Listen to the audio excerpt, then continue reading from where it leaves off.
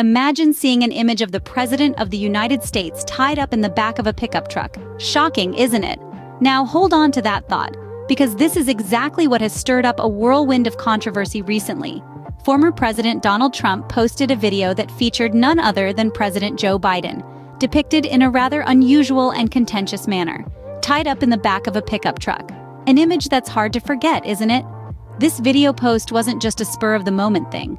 Trump indicated that this was filmed on Long Island, to be specific. The occasion? It was during the wake of a fallen NYPD officer, Jonathan Diller, who tragically lost his life during a traffic stop incident. But let's dive a little deeper into the contents of this video. It showcases not one, but two trucks. And these were no ordinary trucks. They proudly flaunted flags and decals, all expressing fervent support for Trump. The striking image of Biden was emblazoned on the back of the second truck. Picture this, a truck cruising down the highway, the wind fluttering the flags of Trump's support, and there it is, the image of President Biden tied up on the back of this vehicle. Trump campaign spokesman Stephen Chung confirmed this in a statement, saying, "That picture was on the back of a pickup truck that was traveling down the highway." This image of President Biden was not just a random occurrence, but a part of a pickup truck that was traveling down the highway. This controversial post is just the tip of the iceberg in the sea of political drama. And as we delve deeper, we'll uncover the waves it has caused and the reactions it has provoked. As expected, such a provocative post didn't go unnoticed. The digital landscape was quickly stirred up with reactions pouring in from both sides of the political divide. On one hand, Trump's camp, represented by spokesman Stephen Chung, seemed to shrug off the controversy. He stated, "That picture was on the back of a pickup truck that was traveling down the highway." He then turned the tables, accusing Democrats and what he called crazed lunatics of not only inciting violence against Trump and his family, but also of misusing the justice system against him. On the other side of the aisle, the Biden campaign didn't hold back their condemnation. Spokesman Michael Tyler, in his statement to CNN, called the image the type of crap you post when you're calling for a bloodbath or when you tell the Proud Boys to stand back and stand by. He accused Trump of regularly inciting political violence, urging people to take these instances seriously. He referenced the attack on Capitol Police officers on January 6th as an example of the repercussions of such rhetoric. The tension between the two camps is palpable, with both sides intensifying their rhetoric. It seems in the current political climate, even a post on social media can ignite a fiery debate, revealing the deep-seated tension and division that exists. In the midst of all this, one organization chose to remain silent. The U.S. Secret Service, when asked for their take on the video, opted for discretion. Their response was succinct. The U.S. Secret Service does not confirm or comment on matters of protective intelligence. The U.S. Secret Service remained tight-lipped, refusing to confirm or comment on matters of protective intelligence.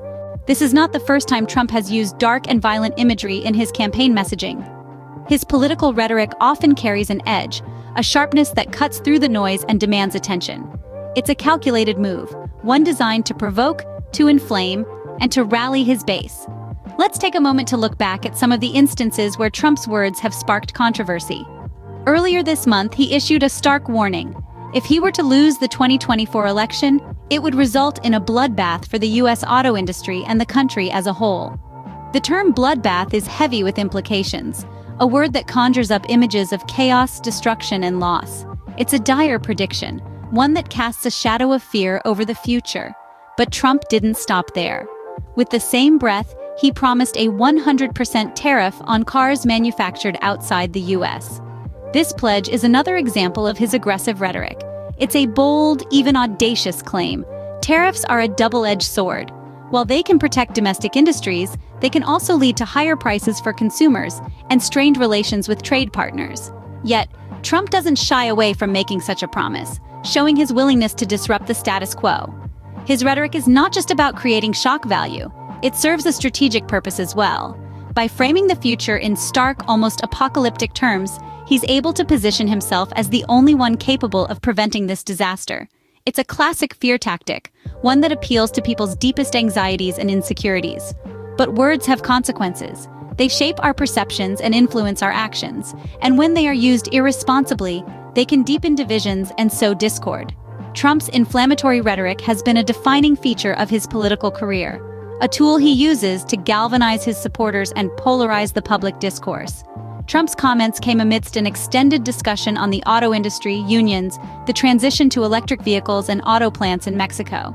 Even within this broad conversation, his words stood out, a testament to his unique style of communication. This is the mark of Trump's rhetoric. It commands attention, it provokes reaction, and it leaves a lasting impression. Trump's controversial statements are not limited to his political opponents. In December, the former president targeted another group with his fiery rhetoric: migrants. He made a startling claim that migrants are poisoning the blood of the United States. This metaphorical language, as with many of Trump's remarks, is highly charged and open to interpretation. Some might see it as a stark warning about perceived threats to national identity, while others might view it as a vilification of those seeking a better life in America. But Trump didn't stop there. He also quoted Russian President Vladimir Putin in his criticism of current President Biden. He used Putin's words to label Biden as a threat to democracy. The use of a foreign adversary's words in domestic political discourse is unusual and has sparked debate. Critics argue that it undermines national unity and gives credence to foreign criticism of American leadership. Supporters, however, may view it as a stark illustration of their own concerns about the current administration. These remarks about migrants and President Biden are part of a larger pattern of inflammatory rhetoric from Trump. His words often create a stark divide between us and them, whether them is political opponents, foreign nations, or migrants.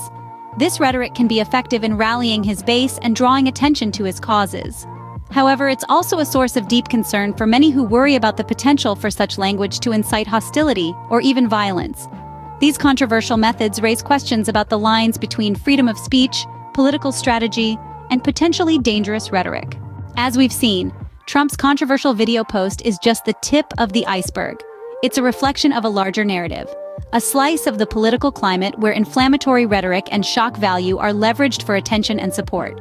We witnessed the reactions this post stirred from both camps, with Trump's camp defending the act as a result of perceived injustices, while Biden's camp condemned it as an incitement of political violence. Trump's penchant for inflammatory rhetoric isn't new.